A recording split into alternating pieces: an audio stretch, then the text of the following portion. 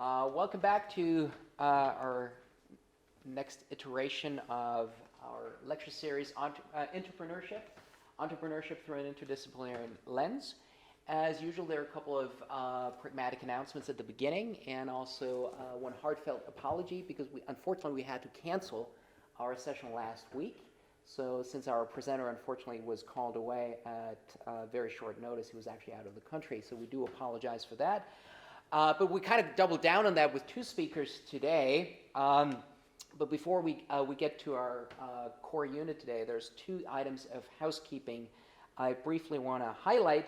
First and foremost, fortunately, we're finally online in the class system on UGO. You will find the class, you can finally enroll, and you will also find the course Moodle online. So even if you could not have made it to previous lectures, perhaps, you will find the recordings of those lectures online, as well as reading material and the slides as well. So much for housekeeping.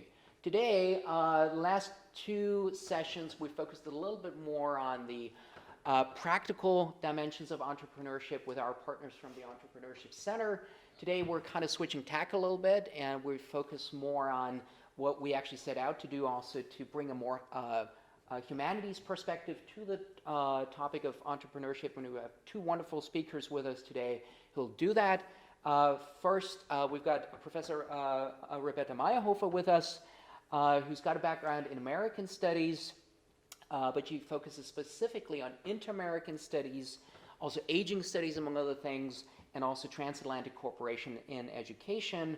From 2003 to 2011. Sorry, 1999. Oh, it's actually 1999. I'm sorry. I got the wrong information. I'll take that back. So from 1999 to 2011, I think that's correct, right?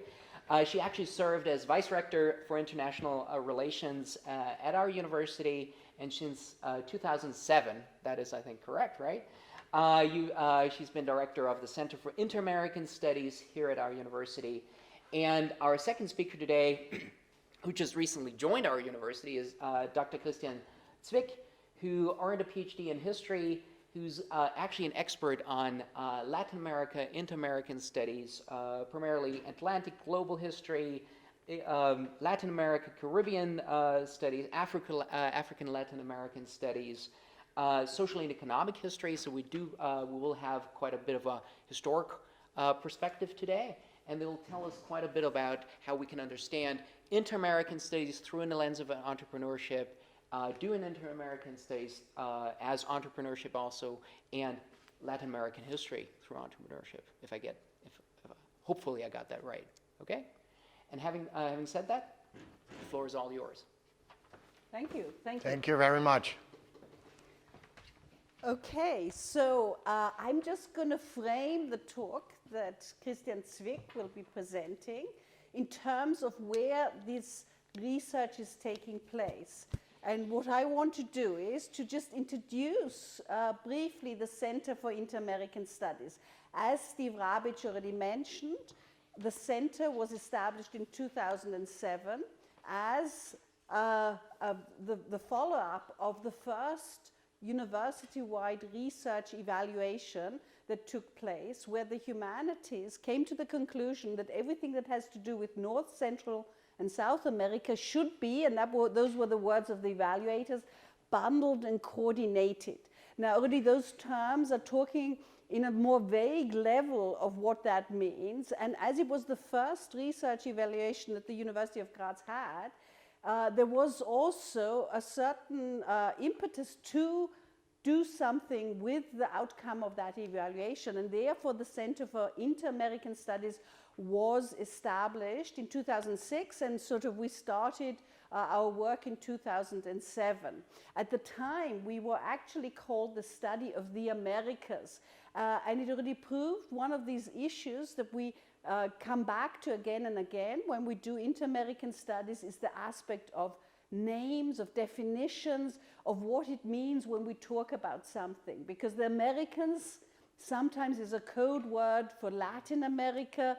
When Canadians talk about North America, they're actually very often forgetting Mexico and talking about the United States. We're not wanting to use those terms, and what do we talk about when we talk about the American continent before the establishment of nation states? What is it then in those terms? So this is sort of something we have then sort of recognized in our work, that we also need to define the space and the place from which we conduct this research. And therefore, I've just sort of brought 3 little sort of icons here for you to sort of see where we are coming from. One of them you will perhaps recognize. It's the statue next to the Opera House in Graz.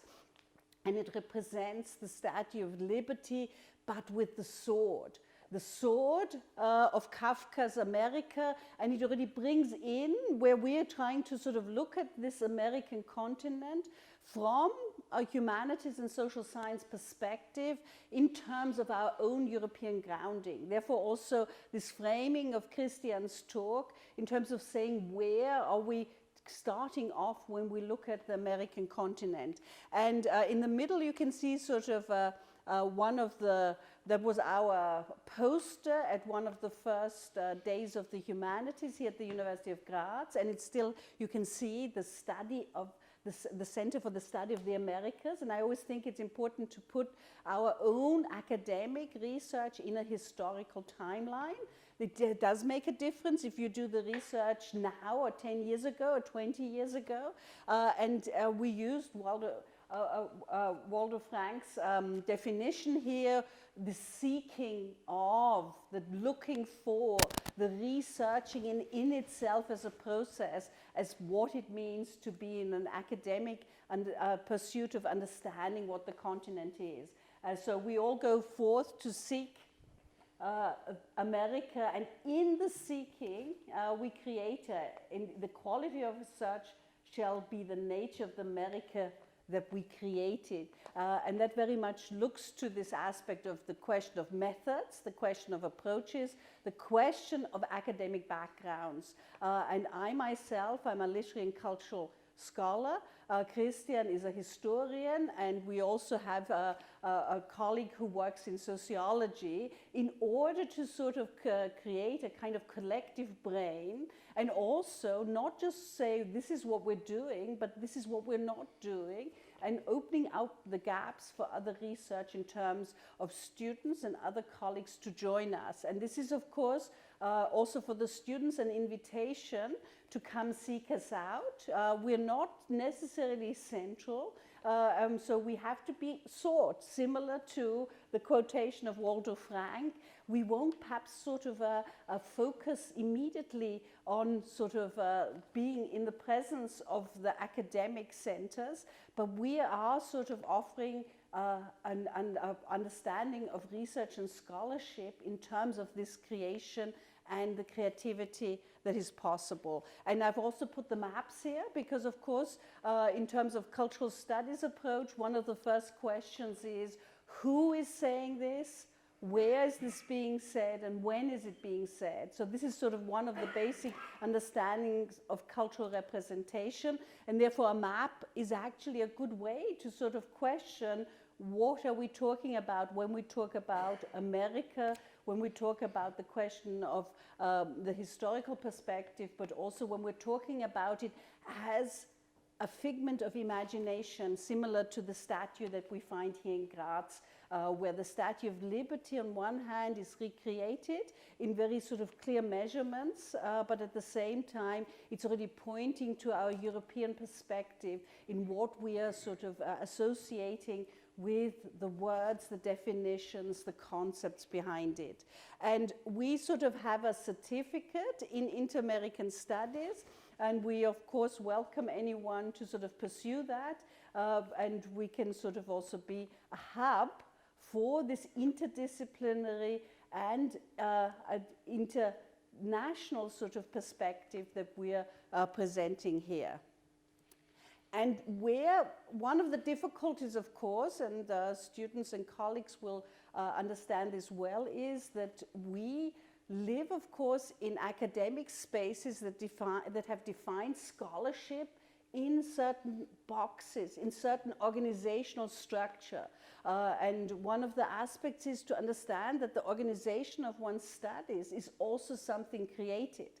And sometimes these organizational structures are support. They help, of course, to study faster, to understand a certain basis from which one can sort of proceed in terms of one's research.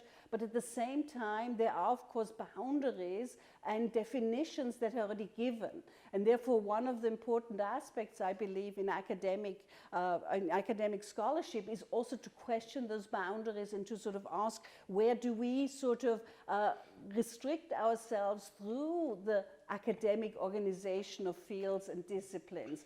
And we have sort of found a playing field, a serious intellectual playing field of together with students and colleagues to question these boundaries and to sort of, again, for 2 weeks in the summer, find a collective brain, a sort of possibility of investigating an interdisciplinary understanding of the world. So this summer school is an invitation for students to apply.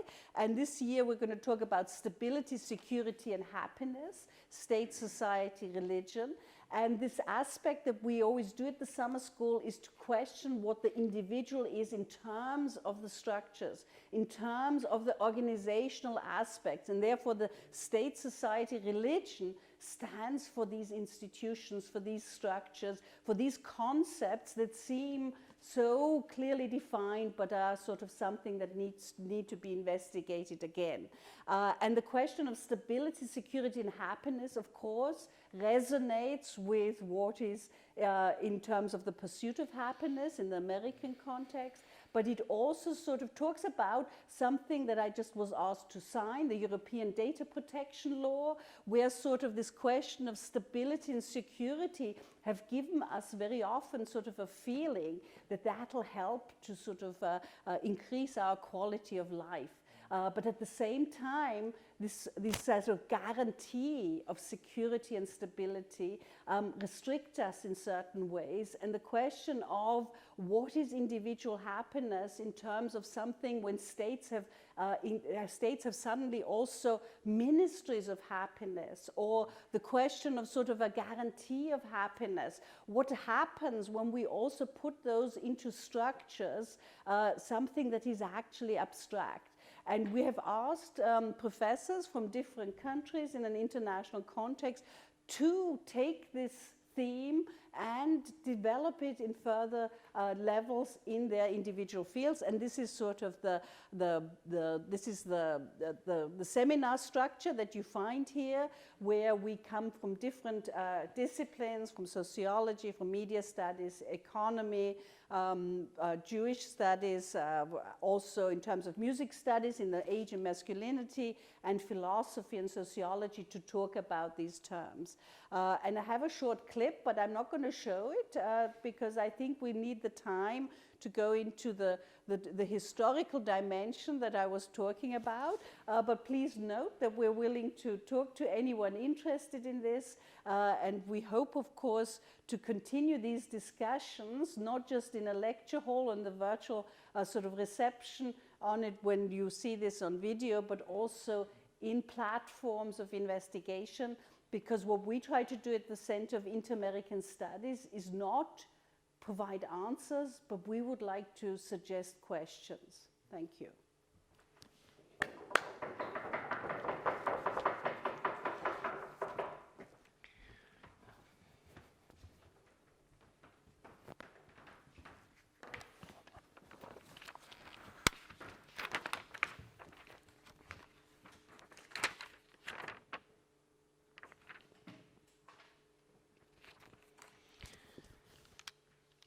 So, good evening, everybody.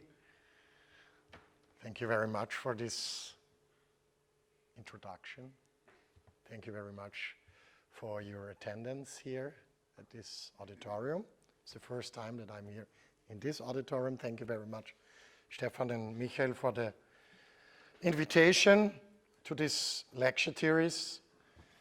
series is, I'm happy to be here, and I want to talk about very early entrepreneurship in the Atlantic world. And this Atlantic world is, since the beginning of the 15th century, a more European Atlantic world as it has been before. So the Atlantic and the expansion to the Atlantic is a beginning topic in the 15th century. And it is not only the expansion to the Atlantic, it is also the beginning of very early capitalistic structures which made Europe to the continent which we can see today, one of the leading continents. And it was from the beginning on an interaction between Europe and Africa, as well as Europe and the Americas, and finally between Europe, Africa, and the Americas, as you probably do know, the famous triangle trade between the three continents. History tries to write in this history people, and from the beginning on, it is not only what we're doing in our Center for Inter-American Studies, it is from the beginning on also an inter-European project. So whatever we will find out about inter-American, we can do the same with inter-European, and I guess this is one of the first important thesis of my lecture here, to understand that from the beginning on, and especially at this time when nation states did not exist, the flag was of importance, but the people who were traveling or acting under this flag came in less than 10% from the same kingdom. So it's we would say today, an international crew with an international capital, and all this is one of the reasons why the Americas became later a continent of mestizaje, of intermingling Europeans with Africans and Americas, and vice versa. And the idea of nations, which is deep involved to the European thinking of the late 18th and 19th century, have not the same impact for the Americas as it has for Europe. And this is one of the reasons why the development of the Americas as well as of Africa became very different to the European history. Sometimes you think why Christopher Columbus was the guy who made it. Probably all of you know that on the 12th of October, Christopher Columbus have arrived with his ships the island of Guanahani, which is a Bahamas island, so offshore of the North American South.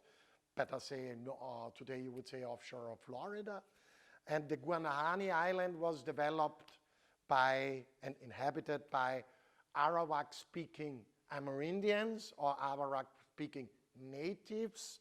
It is now, you will see it in all the wording of lectures. It is a problem to say if there are Amerindians or natives or First Americans or indigenous or what else, because this became a problem of the definition process, especially in the beginning of the so-called conquista. But it shows us first that the continent and its islands have been inhabited. So it is not that they came to a desert land and nobody were there. As well, it was not structured by wild people and barbarians.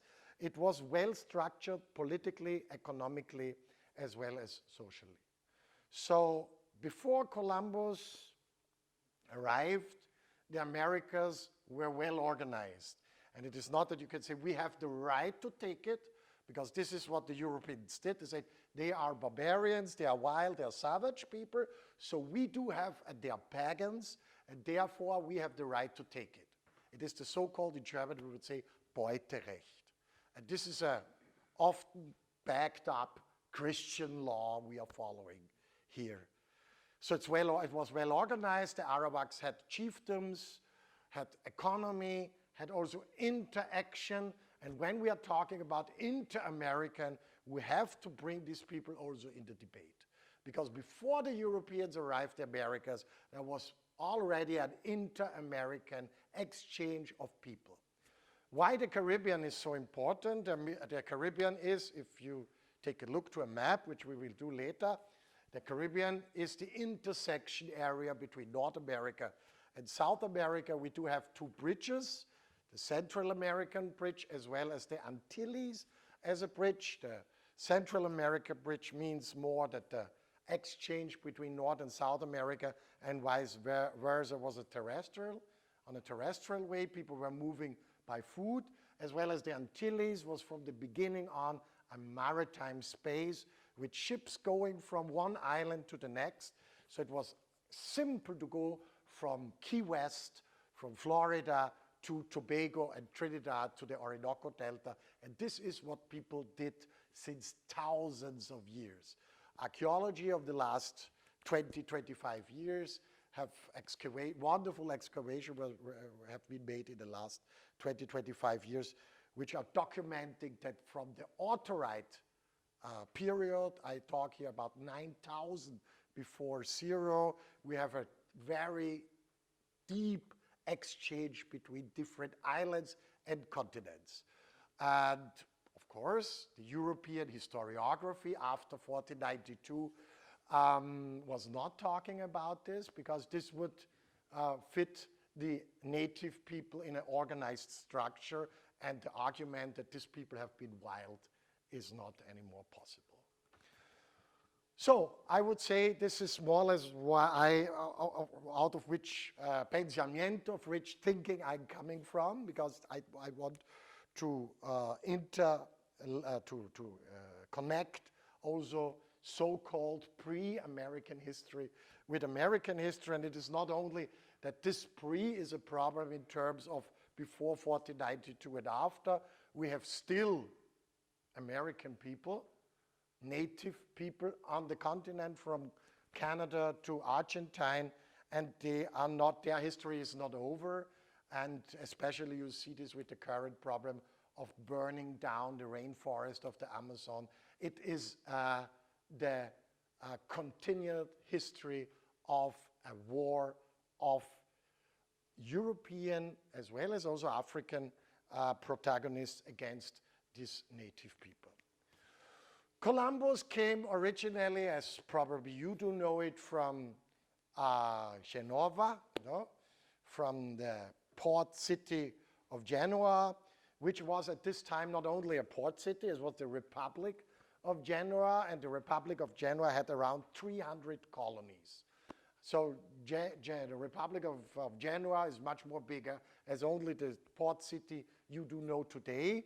We're talking about Genoa in the Black Sea, especially in the Black Sea, but also in the Mediterranean Sea.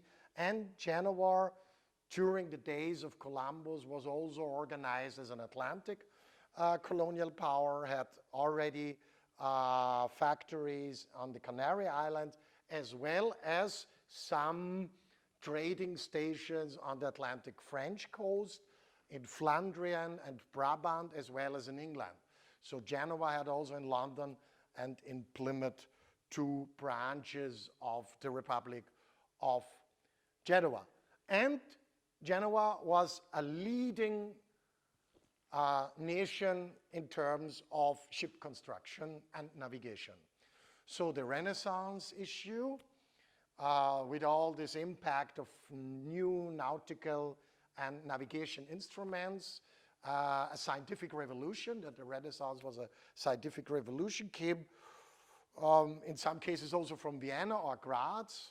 Everybody of you know Kepler and maybe Feuerbach and all these Regiomontanus, all these stars of early physics. And they, with joint ventures, for example, between Vienna and Padua, at this time they developed new instruments, and these new instruments were then later used by Columbus and other conquerors in the conquest of the Atlantic. So not only the Iberian Peninsula was in this in the scenery. It was also Italy, as well as a little bit the so-called Austrian academic world of those days. But especially Italy was of importance. In Italy, we will find around the 15th century very modern forms of state building. We do have constitutions in Venice. We do have constitutions in Genova, in Florentine, in Pisa, in Florence, in Pisa, with a huge system of banks, new banks, because for Christian people it was not allowed to give credits until the 12th, 13th century. Then later it became also more spread out, the idea that also Christians can give credits and so on. It was before a very dirty business, and only Jews, the Jewish people, were allowed to deal with money. But the Italians have seen, because of their special situation in the Mediterranean world, especially because of these three banks I present here, the Medici Bank, the Bardi Bank, and the Peruzzi Bank. The Medicis are from Florence. The other banks are from Genoa. And they were deep involved since the beginning of the 15th century in trans-Saharan slave trade. Trans-Saharan slave trade is not a surprise if you do a little bit history, also art history. In Italy of the 14th century, you will see here Cameo Alessandro de' Medici, the Duke of Florence, and you see that his skin is not very white. And it is because he was the son of an African slave and a white Medici member. So we are talking about thousands of African slaves who arrived Italy via Medici and other bank connections to Italy, and from Italy they were selling the slaves to Graz, to Klagenfurt, to Cologne, to London, wherever cities need manpower. African slaves arrive in these cities, and not only, probably also rural areas. So when you think about African people now here in Graz, it's not the first time that Africans are coming to Graz. Probably, if you could take a picture of Graz in 1480, in some of the street sceneries, you will have one or two slaves in the public. If we now go to Christopher Columbus, you have one very important person in Columbus' life, and this was Juanotto Berardi, and he was the most important banquier of Seville at this time. And Seville became the main port of the Europeanization of the Americas. And if you go to the archives, what normally historians should do, if not, they're not really historians, then you will find a variety of sources about the connections of Italian bankers, entrepreneurs, with a lot of risk capital, investing in people like Christopher Columbus. But Christopher Columbus was not the only guy who have been related to Italian capital. Of course, Columbus was perfect because he by himself came from Genoa, so he was linked to all these Genoese families. Even his father was already involved in Mediterranean trade, so there is some experience, family experience in the Columbus family. But probably the most important guy was a Medici trade agent, and his name was Amerigo Vespucci, and later his name became the name of the continent. So this Italian front of banquiers and agents was responsible in the financial backup of the first expeditions. The first expedition was Columbus expedition. Probably all of you do know this. Started in October 1492 and ended up in January 1493 with his arrival in Europe first, in Portugal, and then in Spain. But if you look a little bit behind the capital structure of this expedition of the famous 3 ships, the vessels of Santa Maria, Pinta, and Nina, you will see that what I have learned at school was, first of all, Amerigo Vespucci was a simple cartographer.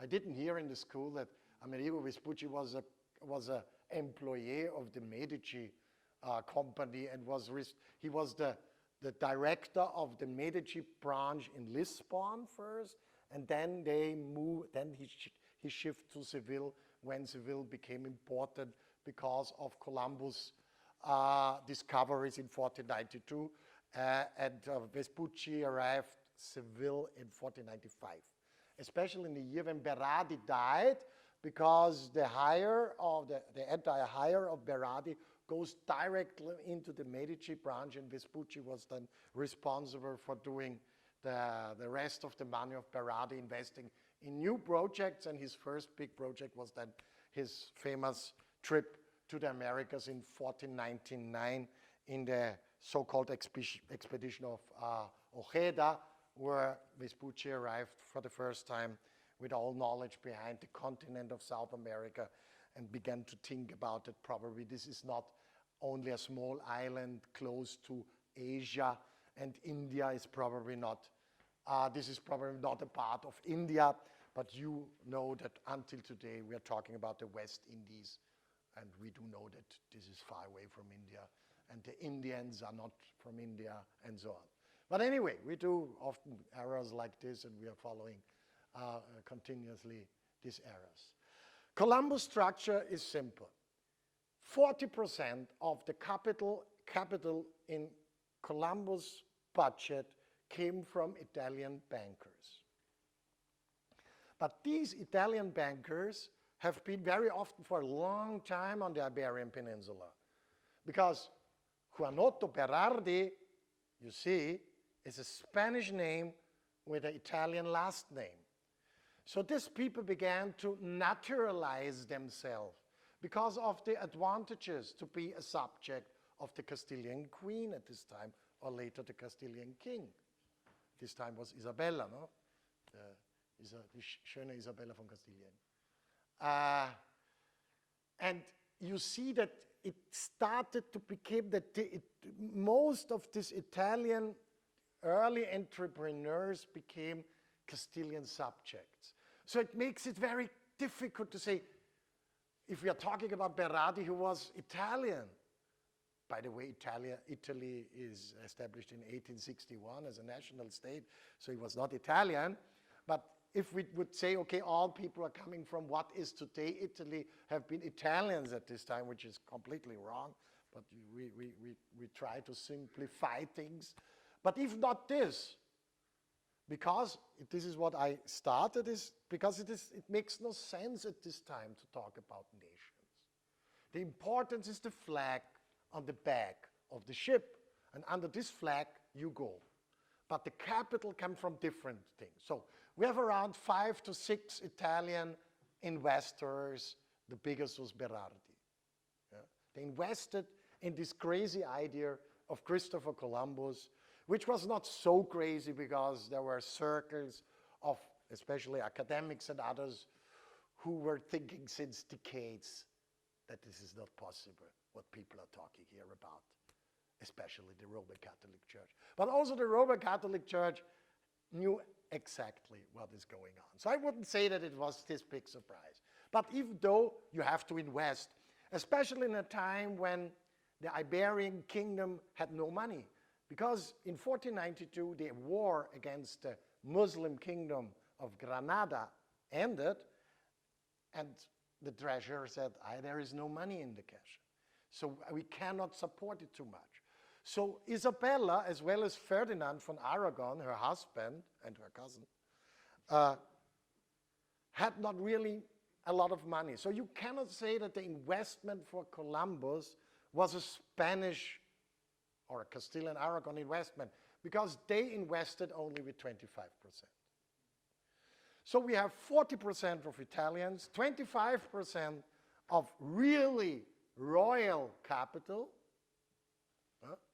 and the rest, the 35% of capital came from mostly new Christian investors. New Christian investors were Jews who converted to Catholicism. We have huge waves since the big pogroms of 1391. In 1391, there were huge pogroms against Jews, Sephardic Jews on the Iberian Peninsula, with more or less 50% of the Jewish communities were closed. People died and so on, and the rest tried to convert it to Catholicism. And here we have very interesting stories. For example, the treasurer of King Ferdinand was Luis de Sant'Angel. They had always these very Catholic names then when they converted, because Luis de Sant'Angel is very Catholic. More is not possible. And Luis de Sant'Angel invested with his private money 10% to Columbus capital for this. And Luis Sanchez was the treasurer of Isabel, and he also invested money in it. So you see, it was a mixed capital from mixed sources for different entrepreneurship in these early days. And it is absolutely not a surprise that the first letter Columbus wrote after his coming back was the letter to the Medicis. Because he had, first of all, debt. He came back because he thought that he will come back with gold. But there was no gold. The only thing what was on board on his ship, because the Santa Maria had a naufragio, a shipwreck, the Pinta was taken by his owner, the Pinzon brothers, other entrepreneurs of huge influence in this, and he came back with the Niña, la Niña, the child. And on this small boat, which was not really made for an Atlantic crossing, he came back, and the last of his decisions was, I will leave 39 of my Spanish people on the island, and I will take 39 natives. And then we have a long discussion. Columbus was so interested in ethnology. That's why he took these 39 Amerindians to show it to Isabella, to say, look, there are very interesting people there, look how they look like. But of these 39 people, only 22 arrived without dying on the Atlantic crossing, and the rest ended up as slaves in different Castilian families. So Columbus was the first slave trader with Amerindian slaves from the Americas to Europe.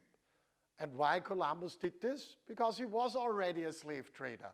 Columbus in 1471, Columbus established a small company with mixed capital on La Ilha do Porto Santo, which is an island close to Madeira. And there, from 1471 to 1478, he was deep involved in African slave trade. So he used the Senegambian coast until the Bight of Guinea to do all businesses. But his core trade was in African slaves. And this is why he wrote in his diary, because his diary was not his diary, it was more made by Bartolomeo de las Casas 50 years after. But anyway, I don't want to make too much critique now on Bartolomeo de las Casas. That's why he look at, when he arrived the shores of Cuba, he said, look, it looks like for me like in the Gulf, in the Bight of Guinea. And the people and the climate, the tropical area. So he has really good knowledge of Africa. And why he had good knowledge of Africa? Because he was a trader there. And this is the beginning of early entrepreneurship. If you see how many people of the Columbus ships became later important governors general captains, and so on, you will see that we are talking more or less about the Columbus family. It is more like a family in the idea of a mafia structure. Because it became really a big group of people who said, I was in touch with Columbus. I spoke to Columbus. It's like the disciples, no? I have seen Jesus. So that's why I have the right to do something, because I was in direct contact with him, or he looked at me, or whatever. Yeah? So out of the Columbus family by itself, you have a bigger definition of family. And however you talk about the person who is in the beginning of the 2-3 first decades of this making of a European America, you have people who were in one of the 4 journeys from 1492 to 1504 on board of a ship. So it's a Columbinization of the Americas. And this is one of the reasons why we have so many, today we have so many memorials about Columbus, no? Columbia, a state, British Columbia, University of Columbia, and so on, many cities with the name Columbia. Because it is really this. It is a Columbinization of the Americas. Amerigo Vespucci, and this makes him probably also so important, was in Seville already responsible for the slaves. So American history started with slave trade, with the capitalization of human bodies. It is the body who is in the center of this trade. It is the body of the African, especially of Africans, not only. We do have also other slaves. We do have also Europeans very close to enslavement, the famous French version of engagé among them.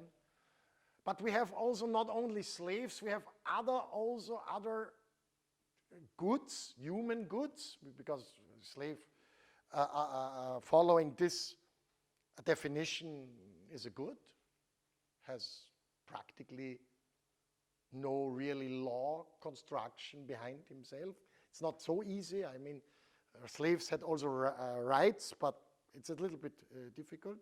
But we have especially also thousands of outlaws from Europe.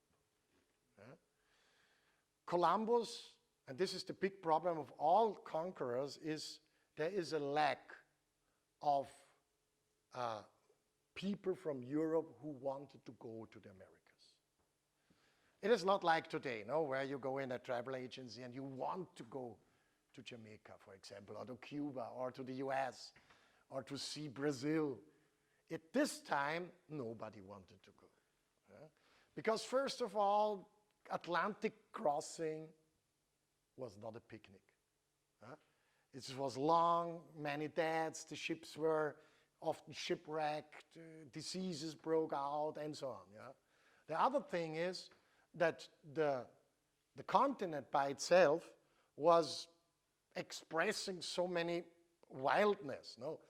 You did not know what you can eat, the plants, you do not know the plants, the tropical areas were very, very, very heavy to survive because of the climate. You had tropical diseases. The animals were wild and so on. So it was not really the image that people wanted to go. And then the people come back and we're talking about bestias and all these fury animals and so on. So this was not the best invitation for people. So the result was that when you have to go, you have to take what you get. They opened the prisons, they took the prisoners out. Or a special radical religious groups. Don't forget, we are parallel in the period of Protestantism.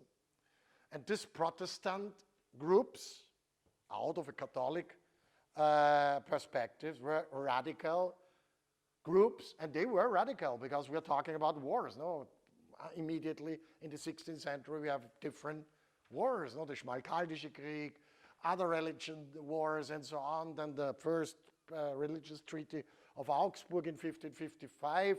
So the situation is very, very, very difficult, and the best is you kick them off out of Europe. And this is the reason why the Pilgrim Fathers were not a peaceful group. We are talking here about very radical elements of the English development of different religious groups. And not only the Pilgrim Fathers, we would have the settlements of early America are on the shoulders of radical groups. And if you do not understand this, you do not understand the situation of today, that religious groups play such an important paper in the development of the US. This is deep in the DNA of this English America. And this is the same for the Caribbean world. Why? Because the first really successful settlement in the Americas did not take place in North America, took place in the Caribbean. It is Kingston, which is of importance in the 16th and in the 17th century, as well as in the 18th century. If you compare, for example, the biggest Jewish community in the Americas, in English America, it is the community of Kingston, and not the community in Philadelphia, New York, or Boston. So also this is of importance, that entrepreneurship started not in North America, started much more in the Caribbean. I would say that the Caribbean was in the 16th and 17th century, the center of especially maritime entrepreneurship.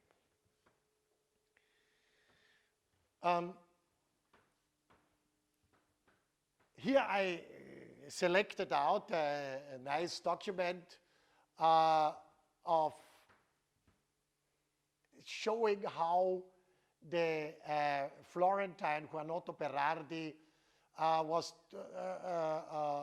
dealing with a certain amount of Negroes, also black African slaves from Guinea. And this he has to trade on a Portuguese caravel, a ship type, sin pagar el quinto de la vaina. He did not pay the taxes for it. So that whenever the royal family had the possibility to tax them, and this is the beginning of problems with how I can control private capital in this way. And this is of 1496. You see, this is really very early. And you know that the English conqueror, the English first conqueror of North America is John Cabot. His real name was Giovanni Cabote. He's the same Genoese trader type like Columbus and Vespucci.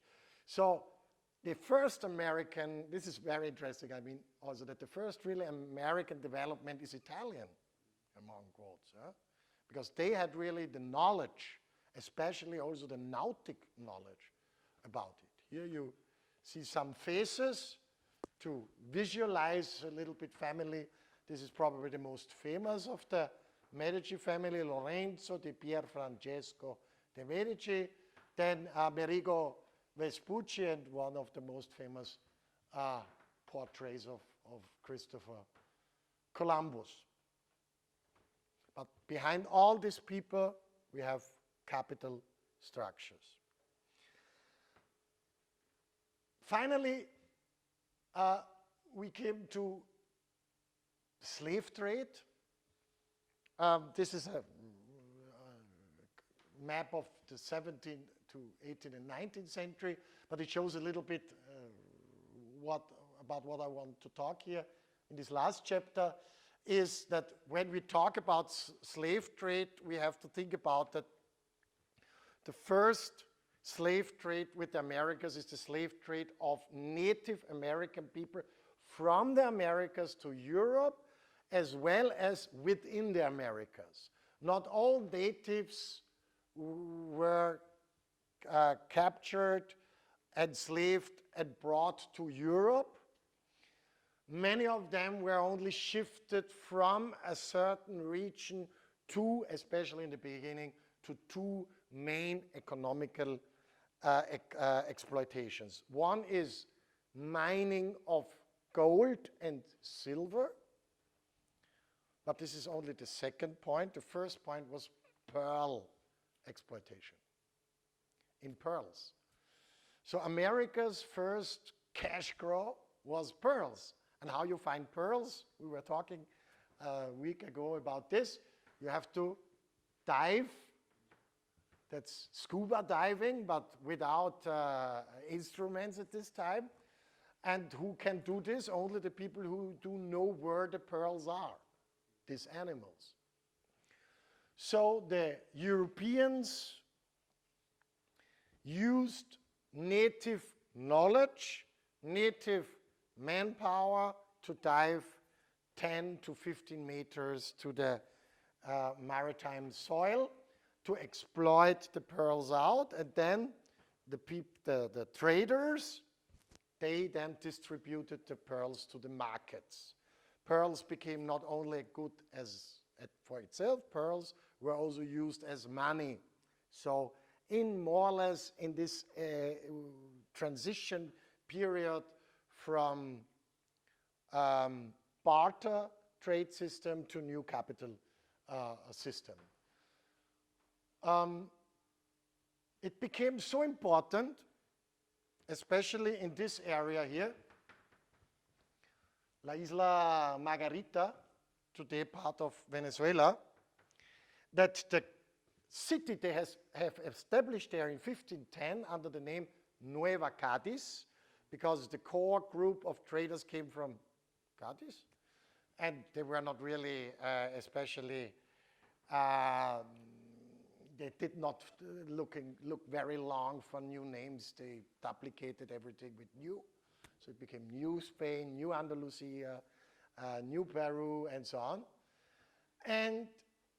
But then it happened that the indigenous divers, many of them died, of course, because you cannot survive very long if you have to dive every day 10, 15 meters. After a certain time of period of time, probably 2 months, your brain is gone, and then the traders kill them or they died.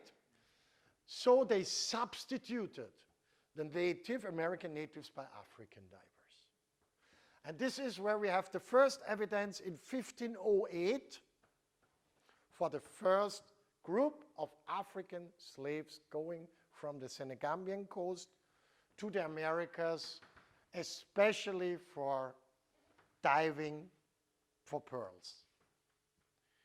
It's a big business. It's one of the biggest businesses in the first 40 years of the conquest.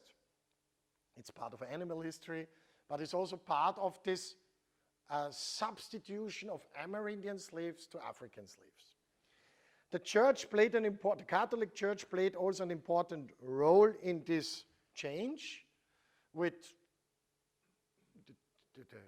There's a competition between the Catholic Church and the Crown towards claiming territories in the Americas. Sometimes they joined in projects, sometimes not, because the method of the Crown was war and the method of the Church was mission. This is the big difference, but sometimes mission and war intermingled in between, and you cannot see really what is going on. So they protected, the Church said we have to protect the Amerindians, therefore we have to implement new laws. And then we have an interesting situation from the Leyes de Burgos, laws of Burgos, to the Leyes de Indias, 1512 to 1541. A very interesting story of the beginning of a certain kind of human rights towards Amerindians. This is also would be a nice topic for students to elaborate maybe in the future, this area of the making of human rights. The background of the church is, of course, not so much the humanity behind it, because they wanted to have more workforce for their economic things, because the church especially the Dominican fraternity as well as the Franciscans, were deep involved in mining, in silver mining. And the smaller Amerindians were very well because they could go into the Stollen, I don't know what is in English, to come in, no? Like then later in England when they used thousands of children for coal mining. This is one thing. The other thing is that among the early entrepreneurs, we will find also African entrepreneurs. Not all Africans who reached the Americas were slaves. We have among the Africans who came to the Americas also people with agency, with economic agency. Especially when the Europeans, mostly Portuguese entrepreneurs, were entering in the African coast. First of all, they took some islands. Madeira, Canary Islands was under Castilian rule. Cabo Verde, Annapon, Bioko, Sao Tomé and Príncipe. All these islands became hubs for the Portuguese slave trader to enter in the coastal areas of Western Africa to deal there. You see the name, Slave Coast or Bight of Guinea, this is a very general map here, but not so much as aggressive traders. No? They had to approach softly to the African coast because if not, the Africans would kill them. So the Africans were offering the Portuguese traders free trade areas. Free trade areas we do know from the 20th century. But I would say what they really established on different African points, on the Western African shores, were more or less free trade areas where the African ruler dedicated a bay or a peninsula and said, look, you can make trade with us, but only there. You cannot enter in our territory. We give you more or less a free trade area where you can establish, in Portuguese, a fattoria, a factory, which is not the factory in modern sense, a module. This was looking always the same, with a marketplace where the African traders came in and offering slaves, by demand sometimes or freely. So the African slave trade were involved, the involvement of African slave traders in the Atlantic African slave trade to the Americas as well as to Europe, because we do have also African slave trade from Africa to Europe. All Atlantic trade is not only because in between Africa and Americas, was based on this businesses. And sometimes the Portuguese were married in the African trader elites, intermingled, creolization process started, and then we have groups, we call them lançados or tangomaus, which were Euro-Africans or Afro-Europeans, it depends on the perspective, and they had African tattoos or scarification. We're talking in 6, 7 African languages, plus Portuguese, plus Spanish. So they were really high-skilled entrepreneurs with really enormous know-how about Africa, as well as about shipping and navigation. And when these people went to the Americas, they did the same there. They married in the native groups, intermingled with natives, and then we have Afro-European American type of entrepreneurs. So this creolization process of the early Atlantic is finally responsible also for this ethnic melange, this mix, and especially this type of cultural broker who were entering in the new African markets to find new possibilities. Because with the colonization of Americas, the demand of slave the growth of the land of slaves was extremely in the 17th and 18th century. So the markets need more slaves, especially with the beginning of the industrialization of parts of the Americas, because of the sugar industry. Because sugar industry was responsible for this, and that's why it's 1650 here. That's the year, the official starting point of the so-called sugar revolution. We have a really industrialization of the Americas. And I tell you, this is 100 years before the Industrial Revolution in Europe, in England started. So the Industrial Revolution, I would never start a history about the Industrial Revolution with England. If you look to Barbados in 1650, you have around 120 factories on this small island. If you approach to Barbados, you would see hundreds of chimneys. If you take a look to in the same year to Styria, you will see maybe 5 chimneys. Yeah? So the industrialization of the Americas started very early, and for this you need armies of slaves. So in 1650, this trade became more and more important, and you need more ships, but a ship at this time is one of the biggest by man built thing. And it cost a lot of money. Nobody could finance it. So what you need is you need banks. And this is the beginning of this modern banking system because of the ship industry. And the ship industry needs not only the ship, it needs the harbor for the ship. And the harbor has to be much more bigger. And also you have to go to make it deeper for the bigger ships, wider, and you need people who are working 24 hours in a harbor because a ship can come whenever it comes, and then you need people. So this is also, this Atlantic world became this first area of what we're calling here modern workers' history. Marcus Rediker, probably with his book about slave ship, made it really, really nice because it became later also an important tool for the starting point for the so-called American Revolution. It's the revolution of the ports. It starts in the port. This is early labor history. Good.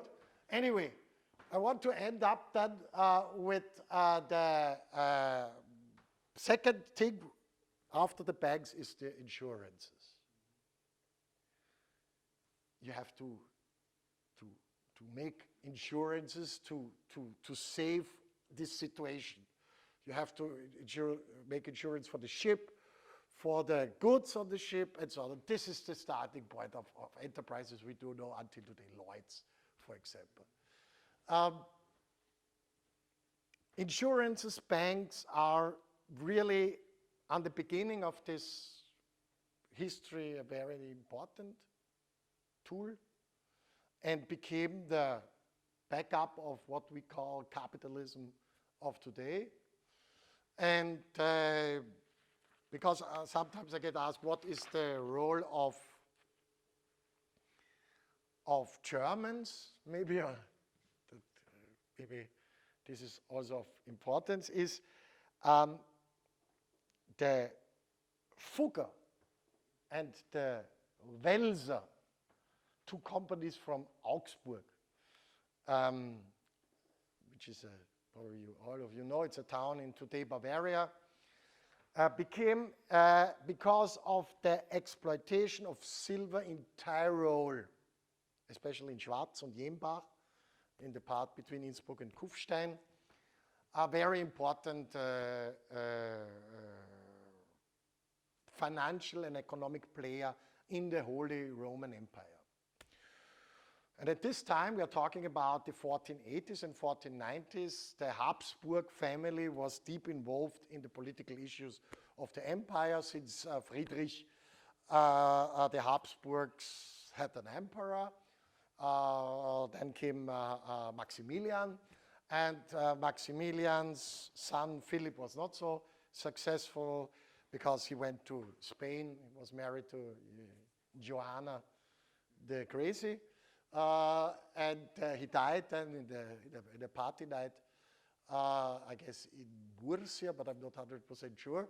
But then came the famous Charles, no, Charles V, famous as Charles V in Austria, probably also famous as Charles V in Germany, but for Spain, he was Charles I because he became first king of Spain before he became elected emperor of the Holy Roman Empire.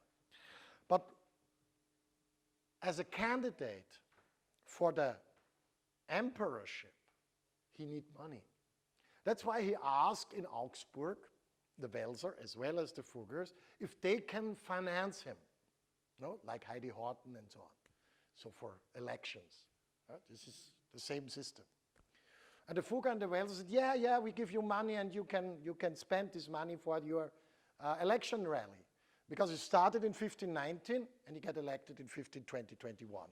And this was not the time of internet as well as not of television and radio. So you have to go around and you have to talk to the people all over the German Empire. And the Spanish people get angry of him because he was more in Germany as in Spain. And this was one of the reasons why the Comuneros revolt was going on at the same time. But I don't want to go too deep to Spanish history. The main issue is that the Fugger and the Welser supported him with a lot of money, and when he became then emperor, first king of German empire, then an emperor, he said to the Welser, the Fugger, yeah, but now I am in a war with France, and I need this money, I cannot pay you back the money, not the interest, not even not the interest. And the Fugger and the Welser said, yeah, but this is not possible. I mean, you will ruin us, because we have spend so much money in your election that you have to give us something back. And then it took time until 1528 when the emperor decided to give the Welser family Venezuela and to the Fugger family Chile. And said, you can have this. I guess this is more or less the value of what you have spent to us, but you have to exploit it, because we think that there is this enormous gold. We call it the El Dorado. So the El Dorado became one of these business plans of the emperor, but it was also a good metaphor to motivate people to going deeper and deeper in the continent to find this El Dorado. So this was one of the reasons for this extremely fast expansion into the hinterland of the coasts at this time. So the Welser took this, and the Fugger should take this, but the problem was that to go to Peru is very, very, very complicated. We were celebrating this year, 500 years of the first global journey of Fernand Magellan, and it is still very difficult to go through the Magellan Street. You can do this only in more or less 6 to 8 weeks during the year. It's possible to do this, and the Panama Canal was not even built at this time. But Charles the First, as well as he is the fifth, did the first plans for a Panama Canal in 1529. So the idea of a Panama Canal is a Habsburg, Austrian idea. So but at this time it was not possible. So the Welser invested a lot in the Venezuela project, which the Fugger did not, because for the Fugger the Moluccan issue was more important with the spice trade. But the Welser did it in the beginning like not so bad. The first guy who was governor was Ambrosius Dalfinger from Vorderösterreich, so really to say he was an Austrian or Schwabish. And he founded a very important city of today, Maracaibo. But he did not find gold. If he would come 400 years later, he would find oil, because this is the most important. So the El Dorado exists, but it is the oil and not the gold. The next was Nikolaus Federmann. From Nikolaus Federmann, we have a business history about his attempts to make business in Venezuela. He is among the founders of Bogota. So if you like, you can say Bogota was a German or Austrian-German foundation. But Federmans Business Book ist eine wahrhaftige Historie meiner Entdeckungen. Also, the attempts to establish businesses there. In the language of the 16th century, it sounds different. It sounds more romantic. But if you would translate it to a management book, this is the same thing. But the problem of Federman was that he arrived with around 110 Europeans, among them different nations, some Tyroleans, because they were the avant-garde in mining at this time. 16 horses, so a kind of cavalry, and 100 natives as slaves for this expedition. And then they had problems with the alimentation finally. So first they began to eat the horses, and then they ate the 100 natives. And this takes me back to the question, is it allowed to conquer the Americas because the natives are the real inhabitants? And the argumentation was, yes, it's possible because they are the barbarians, they are the wild, the savages, they have no rules, they have no order, so we have all the rights, we can use your Beuterecht. And on the other side, you read then that the Europeans were eating the natives. And to eat other humans, I guess, is the worst thing. And with this, I will close my lecture here. Thank you for your attention.